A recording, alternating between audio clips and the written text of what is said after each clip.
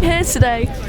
Because we're upset with the government taking our land away from us. Why are you here today? I'm here to support British farmers because without farmers we won't have any food security, and without farmers we won't have the beautiful British countryside that we all love.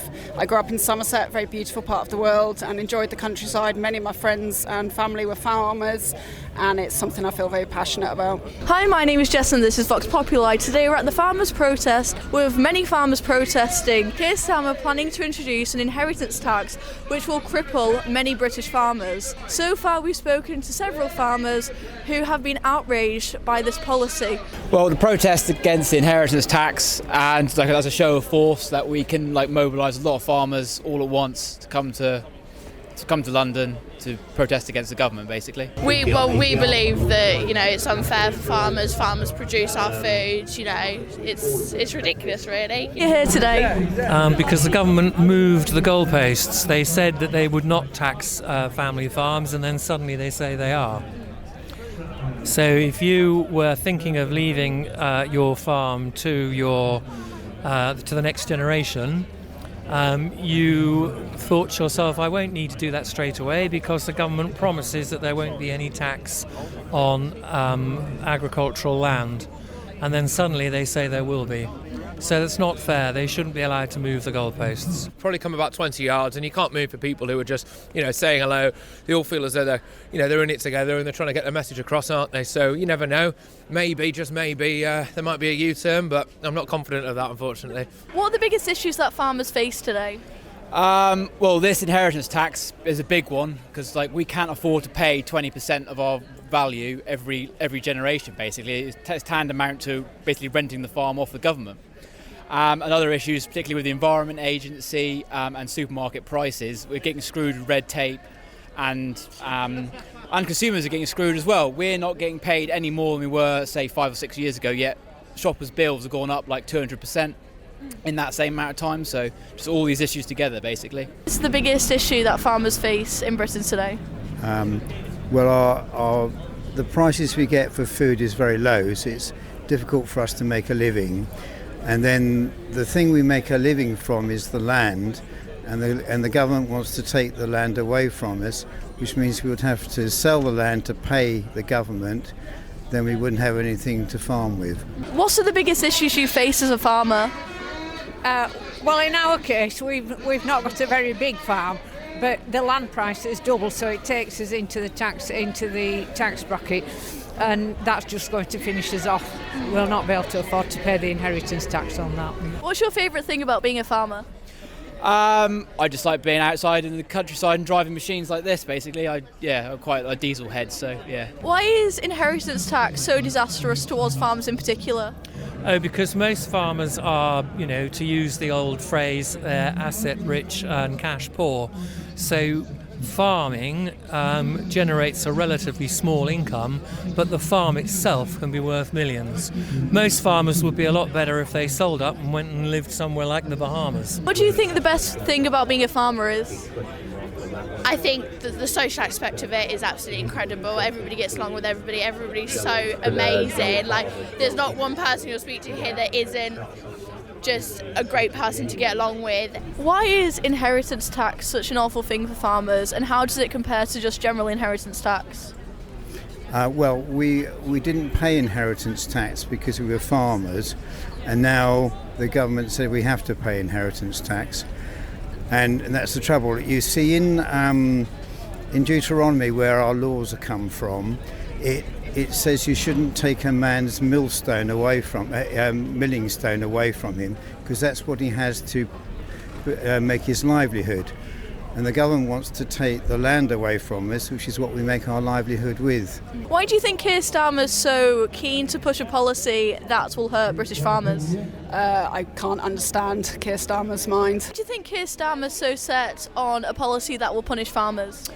I think basically everything in this country has been asset stripped, and the only thing left is the farmland. So now the banks and the big finances and the corporations basically after that. That's the only thing left of any value. Why do you think Keir Starmer's so set on pushing a policy that would hurt farmers? Because is so stupid he has got no idea how to run a country. No politician should be allowed in office unless he's run a business successfully for 20 years. And where he's got so many holes in his bucket, where he's pissing stuff away and throwing money in the right place, the only way he can get that money back is to hit hard-working, honest people.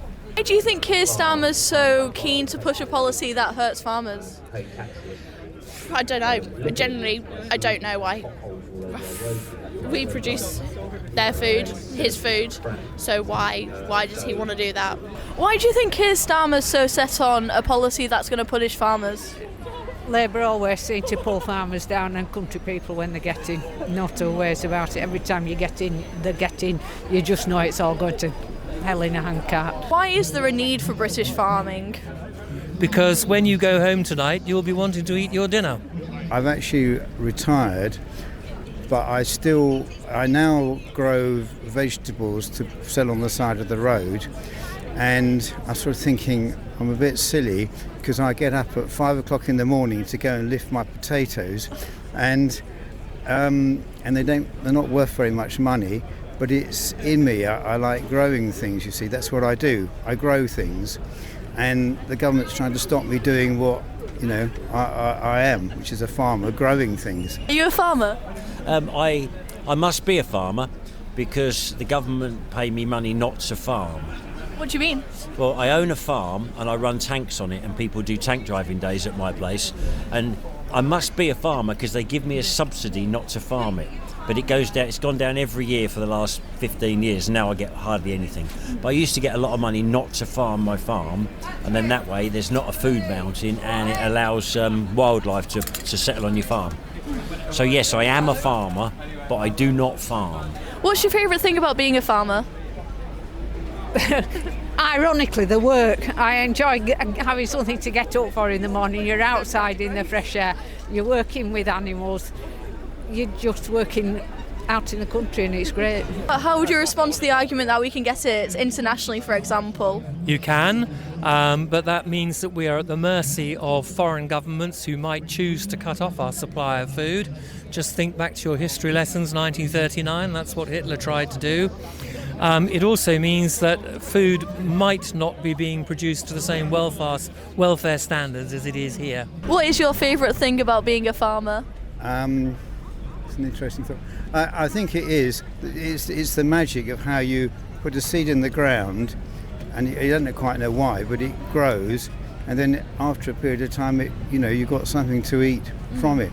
I mean, it's an amazing cycle.